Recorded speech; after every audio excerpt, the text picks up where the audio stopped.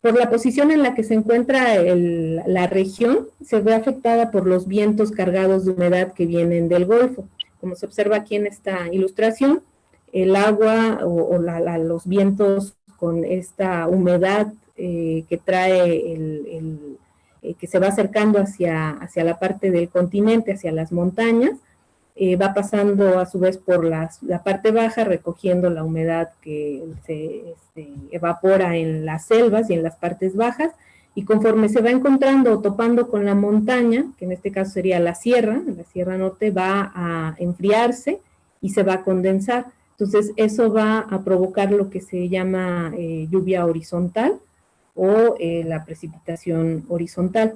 Cuando el agua se condensa forma neblina, entonces la neblina está cargada de microgotas de agua que al contacto con hojas muy delgadas, con musgos, con plantas que están distribuidas en un piso ya altitudinal, en una zona de altitud elevada, donde ya es frío, la temperatura es fría, entonces se va a condensar alrededor, como cuando sacamos un bote del refri, una jarra, un vaso del refrigerador, y lo dejamos un ratito y afuera hace calor y empieza a sudar, ¿no? Esa es la condensación que se forma. Entonces lo mismo sucede con las nubes, se van condensando, van adquiriendo más y más humedad, y al toparse con esta franja de vegetación a una altitud que vendría siendo como entre los 400, a partir de los 400 hasta los 1200 metros, va a empezar a provocar lo que se llama la lluvia horizontal, que a veces andamos debajo del bosque o de la vegetación y creemos que está lloviendo, pero en realidad es un escurrimiento, un goteo constante que hay, ¿no? No es como cuando cae una tormenta y hay truenos, no, sino es solamente el goteo, ¿no? Y está constante a lo largo del tiempo. Entonces, esta nubosidad y toda esta humedad va a quedar aquí, digamos, atorada, ¿no? En esta parte de las montañas que dan hacia el Golfo. Entonces, si pensamos que esta es la Sierra Norte, entonces esta humedad ya no llega a pasar de aquel lado hacia valles centrales, hacia la ciudad de Oaxaca, por eso aquí es mucho más seco, ¿no? Porque no tenemos toda esa humedad, ¿no? Toda esa humedad ya queda allá, pues prácticamente se vacían las nubes allá y ya no logran pasar hasta acá, ¿no? Entonces, esto es importante tenerlo en cuenta para que veamos ahorita lo que viene sobre los tipos de vegetación. Bueno, y esta foto nada más es para ilustrar cómo se ve el desbordamiento, por así decir, de nubes que vienen subiendo, cargadas de humedad hacia la región. Esta es una foto tomada desde Tanetse, como viendo hacia el noreste, más o menos. Y bueno, lo que les decía, ¿no? Ya una vez que se condensa esta humedad, se ve interceptada o atrapada por musgos y demás plantas y empieza a caer, ¿no? Bueno, entonces, todos estos eventos que se dan por los factores físicos que hay en la región o que se viven en la región, van a propiciar que diferentes plantas se desarrollen en diferentes lugares, ¿no? Ahorita vamos a hablar de los tipos de vegetación, que estos tipos están también a grandes rasgos, son en base a la clasificación que hace el INEGI, el Instituto Nacional de Estadística, Geografía e Informática, y es a una escala muy pequeña, por lo tanto el detalle no es muy bueno, ¿no? Pero esa es la información como de manera general.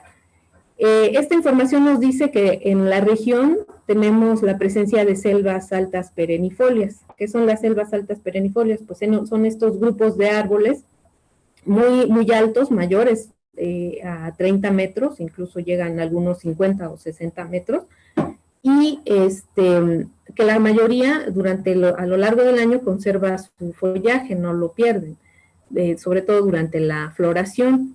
Estas plantas, como podrán observar aquí en la foto, son de un fuste recto, o sea, un tronco es más o menos recto y limpio, o sea, no hay una ramificación que podamos ver, por lo menos de la mitad para abajo, hasta 3/4 partes, no se ramifican hasta muy, muy arriba, ¿no?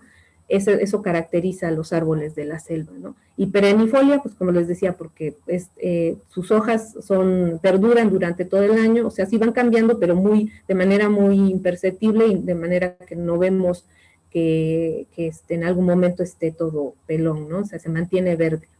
Y también la presencia de bejucos es otra característica de estos tipos de este tipo de vegetación. Se puede presentar entre los 100 y los 1000 metros sobre el nivel del mar, como ya ahorita veremos, y el INEGI reporta que para la región aproximadamente un poco más del 50% es selva primaria, ¿no? Hay que tomarlo con reservas. Estos son los nombres científicos de algunas de las especies que se encuentran. No encontré algún estudio y de hecho tampoco registros de colectas en bases de datos en línea, claro, de esa zona, ¿no? Entonces, por la cercanía con la región de la Chinantla y por la que comparten el sustrato, el tipo de sustrato, la altitud, el clima, yo asumo que son muy parecidas a las selvas que hay en los alrededores de Valle Nacional, ¿no? En esa zona.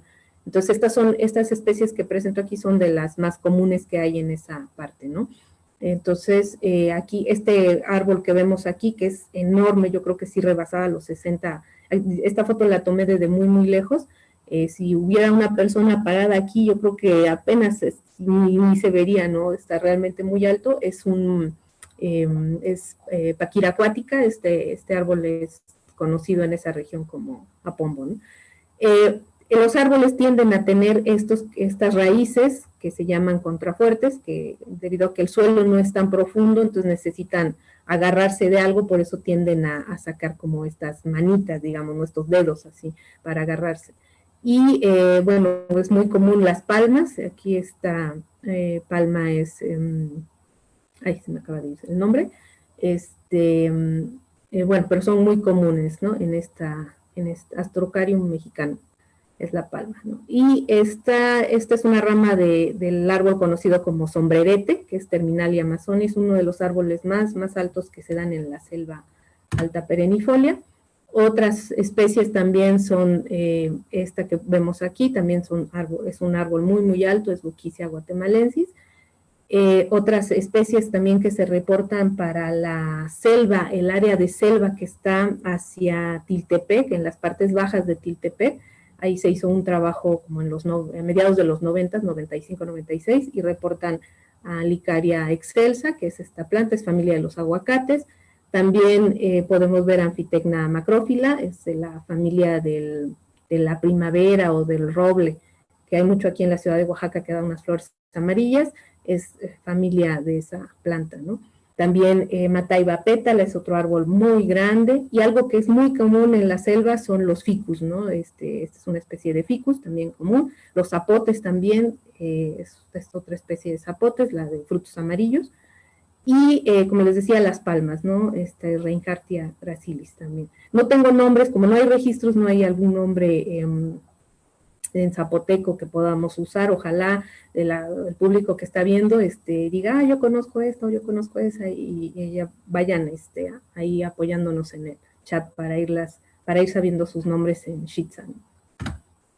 Bueno, aunque otro tipo de vegetación que no está reconocido dentro de las cartas del INEGI o la información del INEGI, pero que de hecho sí existe, ahí es la selva mediana superenifolia, es otra formación también de selva y bejucos, los árboles también son altos, un poco más bajos que la selva alta, llegan a medir hasta 30 metros, quizá uno que otro por ahí sobrepase un poco, pero la característica es que sí pierden su follaje durante una temporada del año, que es la temporada de seca más pronunciada, y como entre el 25 y el 50% de estos árboles pierden sus hojas, ¿no?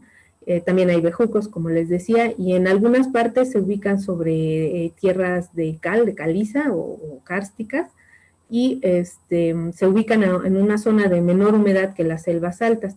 Este tipo de vegetación yo lo he visto en los ríos, así en las partes bajas, ya casi es una franja muy, muy delgada, también quizá por eso no es cartografiable, pero sí está colindando con cafetales, en algunas zonas, y como en algunos autores también mencionan que con encinares o bosque mesófilo, ¿no? En algunas zonas, sobre todo de Tiltepec. Entonces aquí tenemos, nuevamente no tengo nombres en Shitza para estas especies, pero aquí tenemos al ramón o Grossimum alicastrum, este es Acosmium panamense. Ojalá, espero que se esté viendo mi cursor. No, pues por favor avísenme si se ve o no mi cursor. Y también aquí tenemos a Dendropanax capitatus, palo mulato, que es Bursera cimaruga, muy común, se descarapela la corteza. Tenemos a Cojoba arbórea en algunos lugares por la forma de los frutos. Esta es una leguminosa.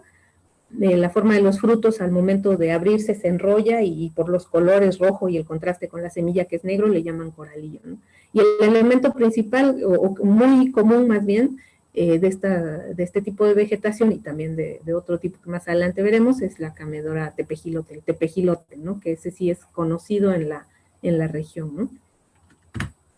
Bueno, este es el aspecto de lo que vendría siendo una selva mediana. Esto es en el río o el arroyo Juquila, a la altura de Tanetse. Así se ve. Aquí también hay otra especie de, no sé, lo conocen como chancarro, es un nombre común, es una cecropia. Bueno, otro tipo de vegetación que marca los datos del INEGI, que de hecho también lo hemos checado en campo, lo hemos observado, es el bosque de encino.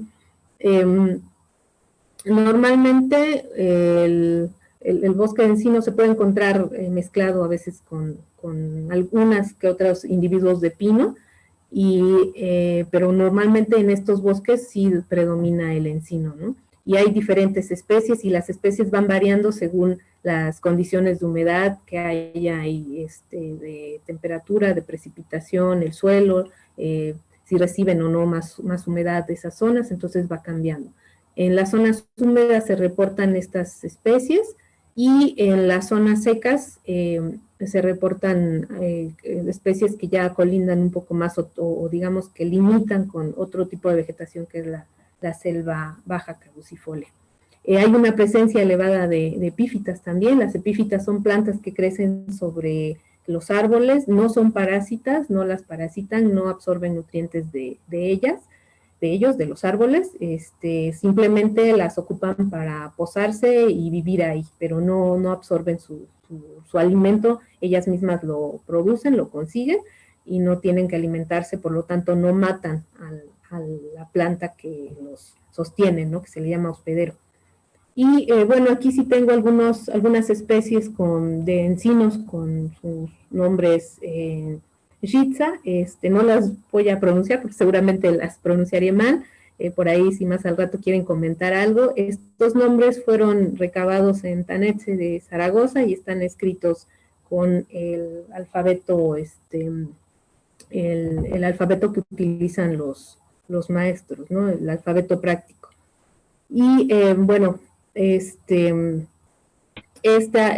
algunas otras especies que no son encinos, pero que son también comunes, está el yactú, que es Bejaria estuans, y el nanche también, ¿no? Hay muchas más, pero bueno, es como una muestra, ¿no? Este es un poco el aspecto que tienen algunos encinares que dan hacia el río Quila, y este podría ser un ejemplo de lo que es los encinares en las partes altas, ¿no? Los árboles son también más altos, ¿no? Bueno, también nos marca, aunque realmente es muy poca la superficie que menciona o que se puede observar en los mapas del INEGI, de bosque de pino. Más adelante abundaremos un poco más sobre esto, pero el bosque de pino puede abarcar entre los 300 y 1000 metros sobre el nivel del mar, son cálidos o templados, y se pueden mezclar con encinares. De hecho, difícilmente la vegetación como tal es pura, ¿no? Siempre hay unas mezclas, o se ven como rompecabezas, digamos. Aquí hay un fragmento de esto, aquí hay de bosque de encino, aquí de encino pino o de pino, y generalmente así es. Se hacen como generalizaciones, ¿no? Pero realmente la vegetación, o sea, no es como cualquier ser vivo, es difícil poner límites, ¿no? Pero por lo menos para entender un poquito, para ello se utilizan estas convenciones que se le llaman los tipos de vegetación, ¿no? En las zonas altas se pueden encontrar, de la región, se pueden encontrar manchones de Pinus pátula con Pinus pseudostrobus, variedad apulsensis, o Pinus oaxacana, ¿no? Y algunas especies de la familia del madroño. En las zonas medias podemos observar Pinus chapensis. De hecho, el INEGI lo que más está marcando es la presencia de Pinus chapensis, de los bosques de Pinus chapensis. Sin embargo, más adelante vamos a ver algo un poquito más sobre una particularidad sobre el bosque de Pinus chapensis en la región del Rincón, la región Xitza. Estas son algunas especies que se pueden encontrar en los bosques, por ejemplo, en los bosques de Pinus pátula, podremos encontrar a esta especie de familia de las margaritas, es una compuesta, telantófora, del género telantófora, y también podemos encontrar familia del yagpeu, que es otra ericácea, que es Gaulteria cuminata, aquí pongo el nombre por si quieren anotarlo, y el área de bosques de Pinus chapensis tenemos el Diosmum mexicanum, también aquí anoto el nombre en Xitza, y Brunelia mexicana, solo que aquí no se alcanza a ver muy bien. Bueno, como les decía, el bosque de pino y el bosque de encino normalmente se van entremezclando, o hay presencia, puede haber masas completas de bosque de encinos y en otra zona de pinos, pero hay zonas donde sí se llegan a mezclar, y de acuerdo con el INEGI, en la región realmente hay poca, es el tipo de vegetación que tiene menor superficie en la región, nada más marca un manchón en el área de Tiltepec y otro en el extremo este de Roayaga. Entonces, aquí más bien obedece la presencia de las especies, va a obedecer al gradiente de humedad, qué tan húmedo es, y con qué tipo de vegetación también está colindando hacia la parte de abajo, si con selva alta o bosque de pino, selva mediana, y hacia la parte alta bosque mesófilo o bosque de pino, ¿no? Voy a compartir un momento la pantalla para ver el mapa.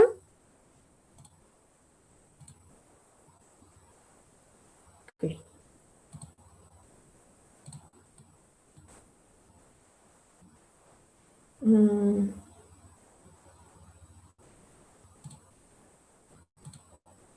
Voy a quitar un momento los municipios y los cerros.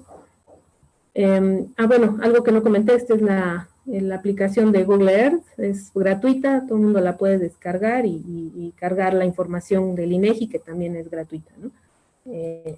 Está disponible. Bueno, esto que vemos acá en colores, coloreando la región, son los tipos de vegetación que hasta el momento ya mencionamos. Empezamos hablando de la selva alta, que vendría siendo esta. Voy a ver un momento el chat, no sé si se esté viendo.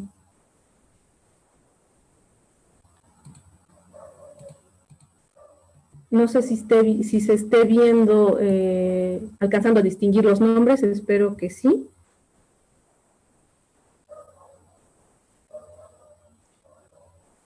Ok. Bueno, entonces, como les decía, aquí nos marca el INEGI que la vegetación de selva alta perennifolia, que se encuentra en la parte más baja, ya casi en las colindancias con lo que es la región de la Chinantla, parte de comunidades de Tiltepec, de Josá, tenemos en Cristo Rey la Selva, toda la parte baja de Camotlán y hacia las colindancias de la parte baja de Ixtlán también, de la comunidad de Ixtlán. Y esto que vemos aquí en morado oscuro, morado fuerte, es la vegetación primaria, porque la vegetación primaria se refiere a vegetación que no ha sido tan modificada, ¿no? O digo tan porque difícilmente encontraremos a estas alturas vegetación realmente virgen, ¿no? O selvas realmente vírgenes, ¿no? Lo que está en el lado más bajo que está apareciendo en este momento es la vegetación ya modificada, pero es con mayor presencia de árboles, ¿no? Como les digo, esto es una generalización. Ustedes, si nos acercamos, por ejemplo, aquí al área de San Gaspar y Galaxy, podemos ver que hay zonas donde pues no hay vegetación, ¿no? Y probablemente también se esté mezclando ahí con otros bosques que pueden ser de encino quizá más de encino tropical, más cálido, con elementos de selva alta, ¿no? Entonces, esto vendría siendo la distribución de la selva alta perennifolia, que alcanza también parte de lo que es el municipio de Villalta y de Camotlán, y ya en las partes bajas del municipio de Ixtlán, en las comunidades que mencionamos, ¿no? Esto sería en cuanto a la selva alta. La selva mediana superenifolia de la que les hablaba no está aquí cartografiada, o sea, no aparece, como les digo, es quizá demasiado pequeña la franja, pero sí es muy marcada, y esta se distribuye a lo largo de los ríos, en las partes más bajas, quizá a partir de los 800 metros sobre el nivel del mar hacia abajo, ¿no? El siguiente tipo de vegetación que vamos a ver es el bosque de encino, que principalmente INEGI lo está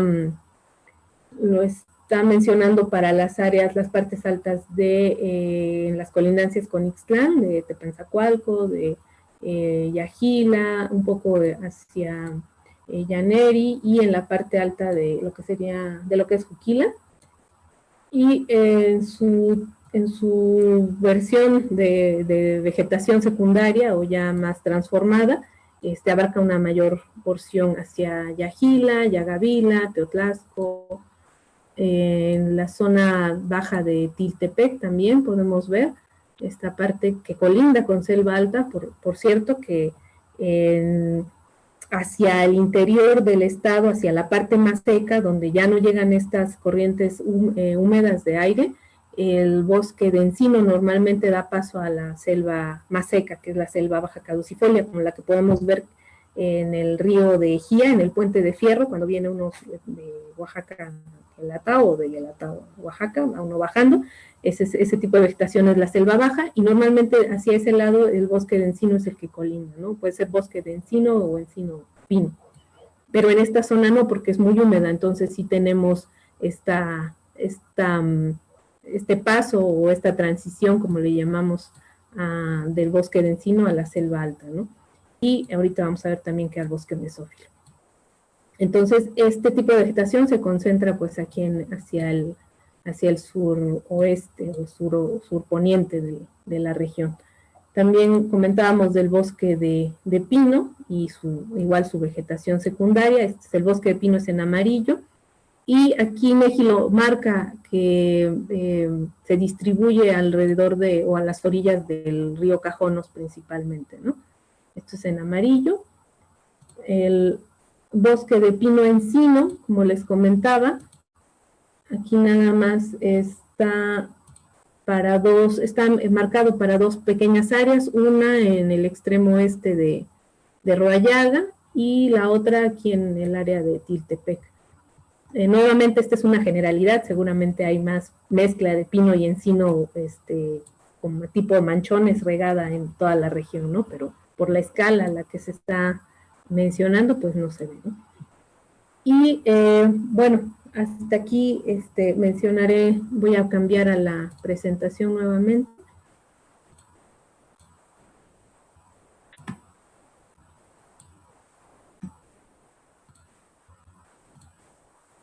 Bueno, ahorita vamos a empezar a hablar de lo que es el bosque mesófilo de montaña. Y dejé al final, o casi al final, este tipo de vegetación por la relevancia que tiene para la zona, no solo para la zona, sino para el estado, incluso para el país, ¿no? El bosque mesófilo es un tipo de bosque que se distribuye entre los 400 y 2.500 metros sobre el nivel del mar, aquí en esta zona, en esta región Shitza. Puede abarcar zonas templadas, zonas semicálidas, porque las condiciones de precipitación, de pendientes de altitud lo permiten, ¿no? Y la principal característica que tiene es la presencia de neblinas, ¿no? Eso es frecuente y es un bosque con neblinas frecuentes, seguramente se trata de bosque mesófilo de montaña, ¿no? Hace un momento les mencionaba lo de la lluvia horizontal o neblina, que es lo del efecto orográfico. Esta presencia de neblina favorece que haya muchas plantas epífitas. De hecho, casi el 25% de las plantas que se presentan en estos bosques son epífitas. Y el papel que juegan las epífitas dentro de este bosque pues es muy importante porque se ha llegado a contabilizar que las epífitas pueden llegar a absorber dentro de su cuerpo, de la planta en sí misma, pueden llegar a absorber de 3.000 a 50.000 litros por hectárea, ¿no? Entonces, en cuanto a lo que nos están proporcionando, pues sí es bastante importante, ¿no? Como servicio y, bueno, también por la biodiversidad en sí misma y al ser hábitat de un montón de insectos, de anfibios, de pequeños reptiles, pequeños mamíferos. Entonces, las epífitas tienen un papel muy importante en el bosque mesófilo. Y epífitas son orquídeas, bromelias, helechos, estas hierbas de ardilla, como le llaman a las piperáceas, y bueno, los musgos también. Entonces, todas estas plantas juegan un papel muy importante.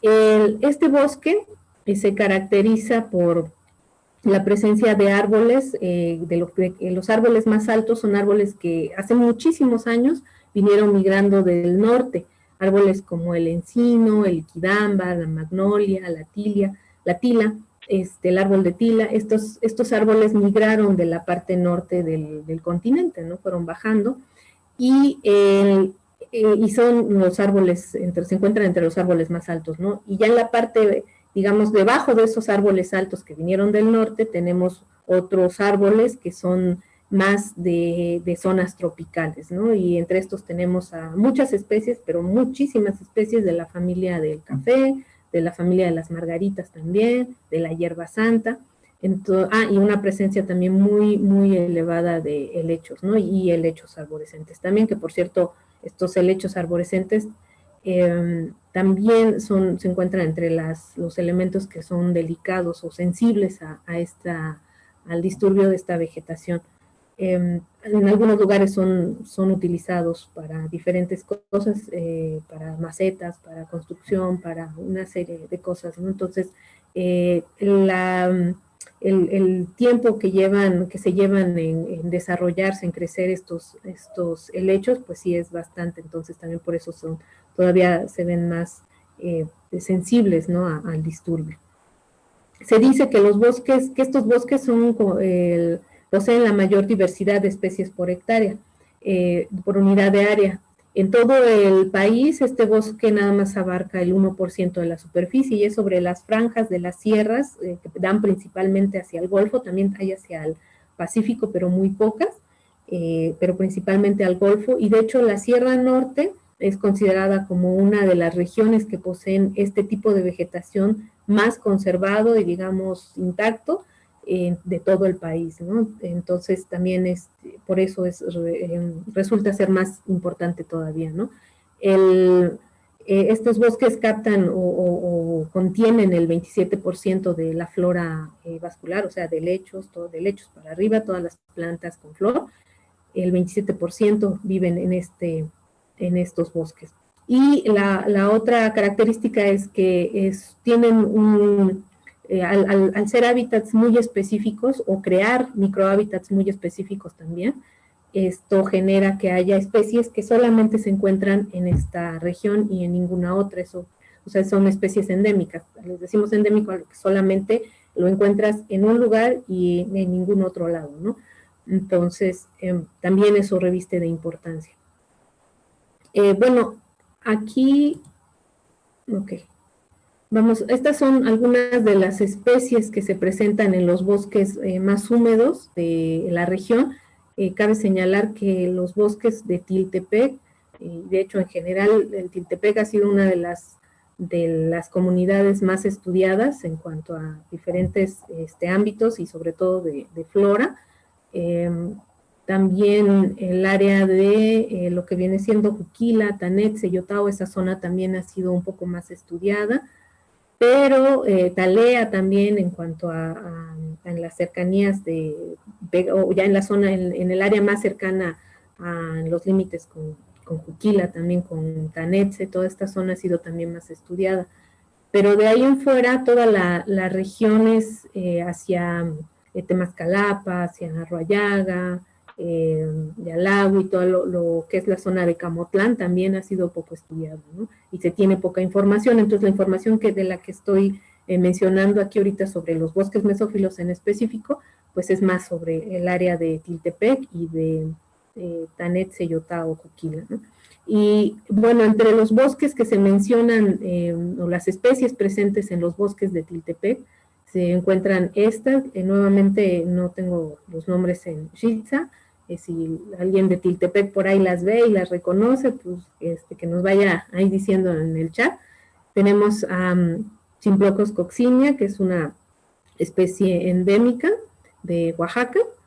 Tenemos a Podocarpus, este es un árbol también que solamente se distribuye no es endémico de Oaxaca, pero solamente está en unas zonas del bosque mesófilo de México, ¿no? Tenemos a Styrax, es otro género también de árboles que se circunscriben nada más al bosque mesófilo. Tenemos a Adrimis granadensis, que de hecho también es una planta medicinal que se utiliza para varios fines. Aquí tenemos a Weimania, tampoco tengo su nombre en Xitza, y esta es una imagen de cómo luce el bosque mesófilo que está en la zona del Portillo. Esto es bajando ya hacia, antes de la desviación Tiltepec-Yajila. Bueno, para el área de Juquila, Tanetse y Yotao, y aquí es donde les voy a mencionar nuevamente lo del bosque, el bosque de Pinus chapensis. Hubo un estudio hace como mediados de los 90, una tesis de la UNAM, de una chica, una bióloga, que estuvo trabajando en 4 tipos de bosques, de acuerdo a su desarrollo. O sea, una vez que fueron talados, derribados para la siembra, fueron después abandonados, se convirtieron en acahuales, y en 4 de estos acahuales que van de muy reciente hasta ya bastante más avanzados de 15, 20 años, hasta bosque maduro de 11 años, de 100 años que diga. Este estudio lo realizó en esta zona de Yotao, Juquila y Tanetse, y encontró que mucha de la vegetación que se consideraba o se considera como bosque mesófilo, realmente, o incluso bosque de Pinus chapensis, realmente son etapas de desarrollo de un bosque mesófilo, ¿no?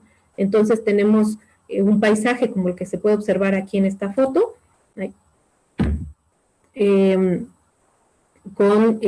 son una zona recientemente rosada para la siembra, y al lado se observa un pedazo de lo que es seguramente un acahual muy joven, y más arriba tenemos también manchones seguramente de cafetal, y en esta porción tenemos un poco de bosque de Pinus chapensis, ¿no? Y de esta manera se conforma el rompecabezas de lo que es la vegetación en esta parte, o lo que vendría siendo la cobertura del bosque mesófilo, ¿no? Y el INEGI, de hecho, reporta toda esa zona como bosque mesófilo, pero ya secundario, ya transformado, ¿no? Estas imágenes son fotos de lo que vendría siendo un bosque con liquidámbar, con Yavidul, mucho liquidámbar, y solamente, como pueden ver, los troncos son muy delgados. Esto nos indica que está en un cierto grado de desarrollo, ya fue una acahuala a lo mejor de unos 7 o 10 años. Y aquí tenemos en la parte de abajo también una imagen del bosque de Pinus chapensis, o lo que podría ser, de acuerdo a esta autora, una fase también de desarrollo del bosque mesófilo de montaña, ¿no? Pero también ya en una fase más avanzada. Estas dos son algunas de las especies que se pueden encontrar, Ciparunas deciliflora y una especie de Palicurea. Esta en particular, este árbol es del pariente del café, el café que que se siembra y que tomamos. Bueno, ya dentro de los bosques más maduros, bosques mesófilos más maduros que se puedan encontrar en esta misma región del estudio que les comento, tenemos estas especies. Estos nombres se obtuvieron el señor Pedro Chávez, que nos acompañó en el 2012 a un recorrido con autoridades de Tanetse, y otros compañeros también, las mismas autoridades, nos fueron dando algunos nombres, y pues aquí los presento para ir haciendo nuestra lista de nombres en Shitsa de las especies. Esta imagen que vemos acá es de las epífitas, son bromelias, eso es algo muy común. Este bosque está en la franja de los límites de Talea y Tanetse por el área de la laguna, lo que se conoce como la laguna. Esta es una vista de ese bosque, ya es justo aquí en la brecha. Se fue un recorrido con las autoridades el año pasado. Y bueno, les voy a compartir un momento la pantalla de el mapa nuevamente para ver dónde se distribuye el bosque mesófilo, ¿no? Bueno, lo que acabo de iluminar o de colorear son las áreas de bosque mesófilo. El bosque mesófilo primario, que realmente ya es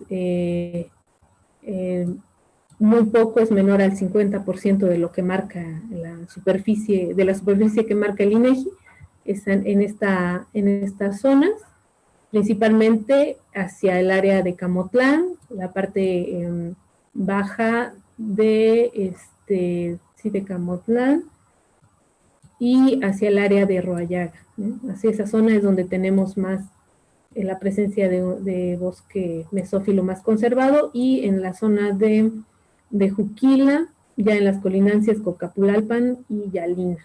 También en el área del Malacate, del Cerro Malacate, esto es en Yotao, ¿no? Ahí tenemos también bosque mesófilo más conservado. Y el resto vendría siendo, en este tono más rosita claro, vendría siendo una fase ya pues transformada de ese bosque mesófilo, ¿no? Que es prácticamente lo que cubre la mayor parte del territorio Shitsa. Aquí les voy a presentar, dentro de lo que se menciona o de las especies más que resaltan del bosque mesófilo, y seguramente también a lo mejor las hay en otros bosques, pero no se tiene el registro, y nuevamente si alguien sabe y las conoce, sabe si hay en otro lado, pues también sería importante agregarlas, ¿no? Y como les decía, en el área de Tiltepec ya ha sido bastante más estudiada, y se conoce que hay estos bosques de lo que es Oreomunia mexicana, o el árbol del caudillo, o me parece que le llaman el volador también en algunas zonas, pero principalmente caudillo. Sé que tiene nombre en Shitsa, por ahí si lo saben, pues también por favor, si lo pueden agregar en el chat, eso sería genial, ¿no? Para ir haciendo nuestra lista. Este árbol es especial porque se ha reportado para algunas zonas muy restringidas en el área de Sierra Norte. De hecho, la primera zona donde fue registrado fue aquí en los alrededores de La Esperanza, en el área de Comaltepec, toda esa zona hacia Tepetotutla, hacia los bosques de Tepetotutla, y se dice que esos árboles son muy, muy, muy antiguos, vienen desde hace pues, muchísimos años, millones de años, en la época del Pleistoceno. Entonces se les llaman relictos, ¿no? O sea, son como islas dentro de otro tipo de árboles, ¿no? Que solamente se encuentran en algunos puntos muy específicos. Es el caso de Oreomunio, ¿no? Igual en el área de Tiltepec también se llevó a cabo otro estudio de un bosque que también es una especie rara, de hecho se encuentra entre las especies raras del bosque mesófilo, es Ticodendron incognitum. Aquí hicieron un trabajo también por ahí del 2000, me parece, gente de la UNAM hizo una tesis por ahí. Y bueno, ahí como parte de mi trabajo también estuvimos en el área de Yajila, ya en la zona de Cerro Machín o del Portillo que le llaman, y en esta zona encontramos es un bosque mesófilo también bastante conservado, y aquí ya se había reportado de hecho también la presencia de oyamel. No sé si ubican, reconocen o se acuerdan del árbol del oyamel, que se da en lugares muy, muy, muy fríos, arriba de los 3000 metros, y normalmente se acompaña de pinos o encinos, ¿no? Aquí este bosque es muy particular porque sí se presenta, está más abajo de su distribución normal en cuanto a altitud, y es parte del bosque mesófilo, ¿no? Abies hickel, lo llamé. Otra especie interesante que es endémica también y que se describió a partir de colectas que se hicieron en el área de Tepetotutla también, es Ocotea sauroderma. Aquí está mal escrito, es sauroderma. Esta especie, como les digo, es endémica, es muy peculiar porque su nombre hace alusión, sauroderma, a piel de lagarto, ¿no? Las hojas son sumamente gruesas, ¿no? Son una planta muy bonita, es un árbol muy alto y que forma parte del bosque mesófilo de esa zona. También esta otra especie que es una pariente del café, pariente del café, del género de Pea. Esta fue descrita a partir de unas colectas que hicimos allá en esa zona. Como les comento, seguramente hay otras particularidades, no vamos a abundar más en ello para poder avanzar, y ahorita vamos a hablar de lo que son las actividades agropecuarias, que más bien nos vamos a enfocar en lo que vendría siendo el café.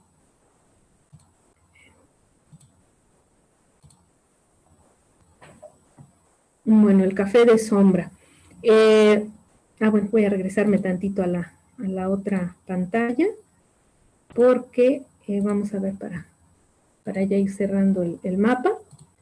Las actividades agropecuarias las marca, aquí están en color anaranjado, y son básicamente los cultivos, ¿no? Cultivos de temporal y permanentes, y también algunas áreas de potrero.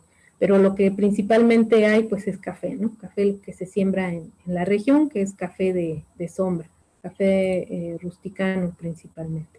Entonces, bueno, sí. Vamos a hablar un poquito de lo que es el cafetal, porque no solo porque es un cultivo importante, sino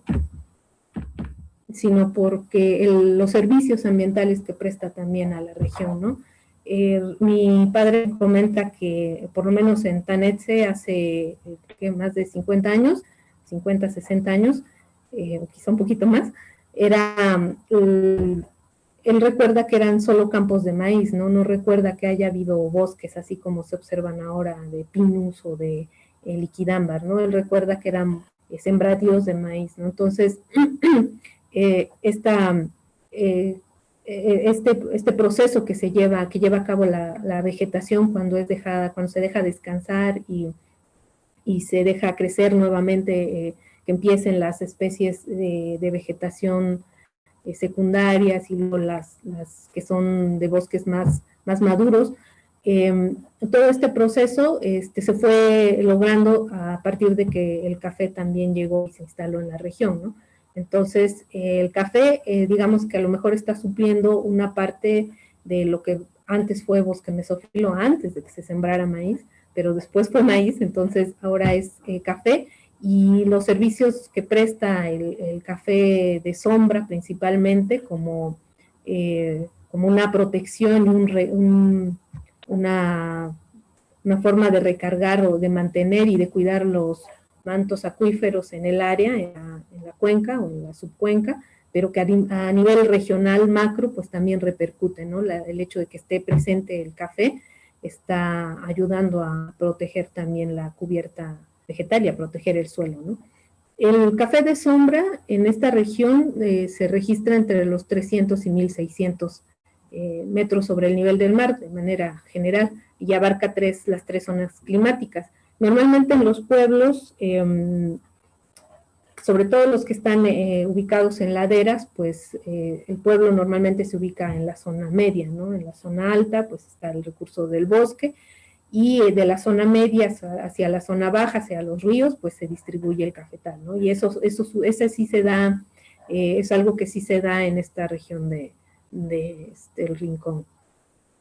Puede estar colindando u ocupando áreas donde antes eran bosques mesófilos o selvas medianas o bosque de pino encino.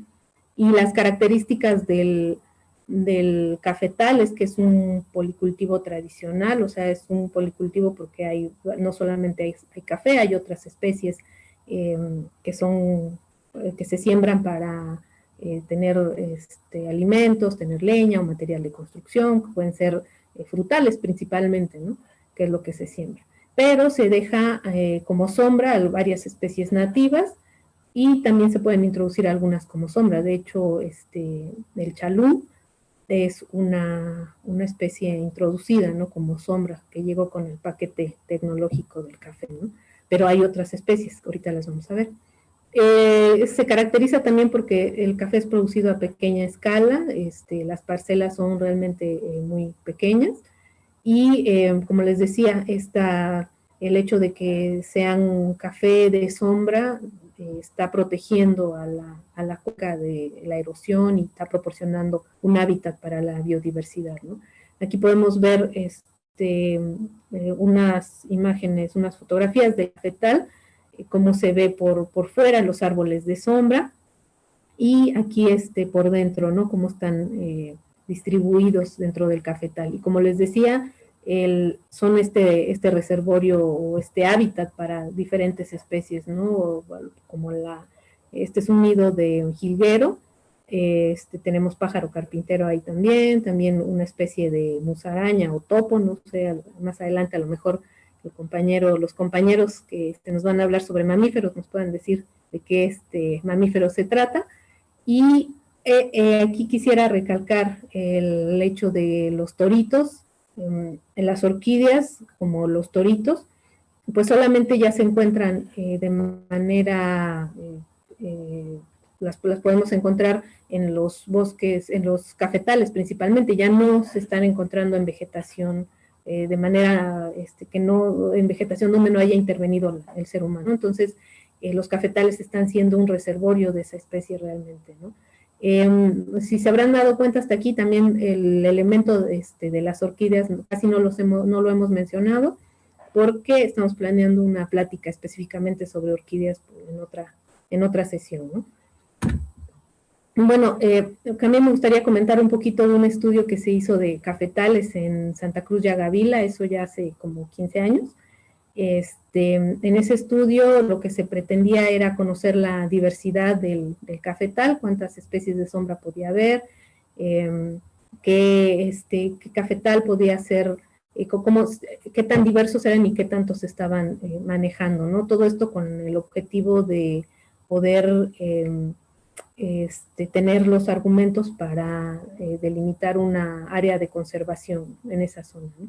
En esta comunidad de Yagavila.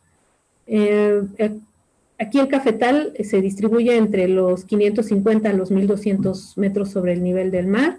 Ellos tienen bien definidas 3 zonas de cafetales, una zona cálida, zona templada y zona fría. En esas zonas se ubicaron unas pequeñas unidades de muestreo que fueron ubicadas así al azar para poder obtener información, ¿no? de qué especies de plantas de sombra leñosas se encontraban, ¿no? Entonces se encontró que de 57 especies que había 57 especies de sombra.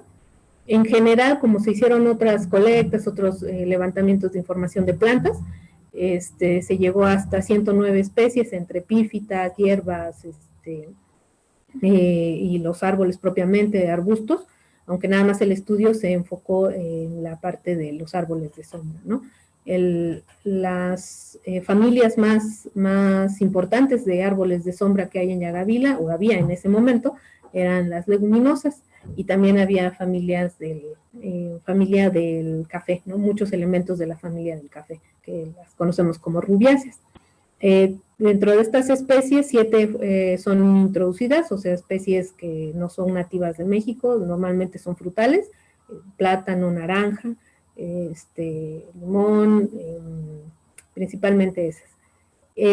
También como parte de este estudio encontramos que había 5 especies protegidas que que se encontraban en estos cafetales, estas 5 especies que están protegidas por las leyes mexicanas, por la norma oficial, en algún estatus, ¿no? Y también se hizo un registro de una especie que es de tipo agave, que no es agave, pero es familiar del agave, y que no se había registrado para el distrito en ese momento, ¿no? También se encontró que los cafetales que tienen más especies se distribuyen entre los 600 y los 1000 metros sobre el nivel del mar, y que en cuanto al manejo, ya que se encontró una gran densidad de especies que pueden estar compitiendo con el café, y en sí se encontró una gran densidad de individuos de café, de plantas de café o de cafetos, se llegó a la conclusión de que se tenía poco manejo, ¿no? en estos cafetales. No sé cuál sea la situación actual, porque seguramente ya se ha modificado con la llegada de la roya, ha habido nuevas dinámicas y seguramente ya esto ya cambió, ¿no? Entonces, eso es lo que se encontró en cuanto al estudio en Santa Cruz de Agave. Esta es la especie de agave, de familiar del agave, que les comentaba que se hizo el registro. Estas son algunas especies que fueron bastante importantes y comunes en los cafetales de Yagavila, que son Heliocarpus appendiculatus, Inga orsteriana, que es familiar o pariente muy cercana del chalún o de la Inga vera, que es la especie de sombra que introdujeron hace mucho tiempo, y Dendropanax arboreus, y también Alcornea latifolia. Bueno, ya para ir cerrando mi participación, creo que ya hasta me llevé como una hora. Ok. Ya para ir cerrando la participación, nada más para hablar sobre cuántas especies hay en la región Shitza, de especies de plantas vasculares, ¿no? Desde helechos hasta árboles, plantas con flores, ¿no? Esta pregunta pues seguramente no le quita el sueño a las personas de la región, pero sí es importante en el sentido de que a veces para que podamos saber qué es lo que tenemos, para que podamos cuidarlo mejor, conservarlo mejor, pues debemos de saber qué hay, ¿no?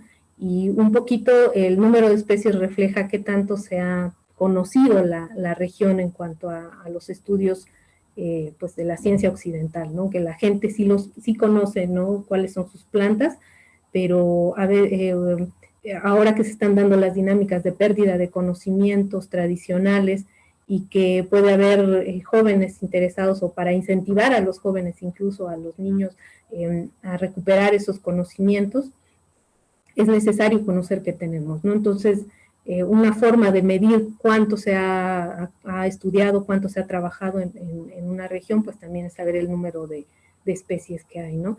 Estos son estimados. El estimado más reciente, que es del 2018, que hace unos investigadores del Instituto de Biología de la UNAM, ellos encontraron para toda la Sierra Norte 2.740 especies, ¿no? Toda la Sierra Norte incluye 3 distritos, Ixtlán, el distrito Mije y el distrito de Villalta, ¿no? Y aquí vienen las especies que se han reportado. Esto no quiere decir que realmente Ixtlán sea más rico que la región Mije o que la región de Villalta, sino, como les digo, simplemente refleja que tanto se han enfocado los investigadores en esa zona, ¿no? De estas especies, de estas 2.740, 141 solamente se presentan en Oaxaca, o sea, eso quiere decir que solamente en el estado, ¿no? No hay en otro estado de la República ni en otra parte del mundo, y 87 se están presentando solamente en la región de la Sierra Norte, ¿no? Ni en otra parte, no hay en el Istmo, no hay en Costa, no hay en Sierra Sur, solamente en la Sierra Norte, ¿no? Y bueno, ya como último dato, o casi último dato, haciendo un ejercicio también de compilación de información y de la que se tiene disponible principalmente en línea, pues hasta el momento llevo registradas 1.082 especies, ya específicamente para los pueblos Shitza, ¿no? Seguramente hay más porque, como les digo, no toda la información está en línea o disponible para consulta, ¿no?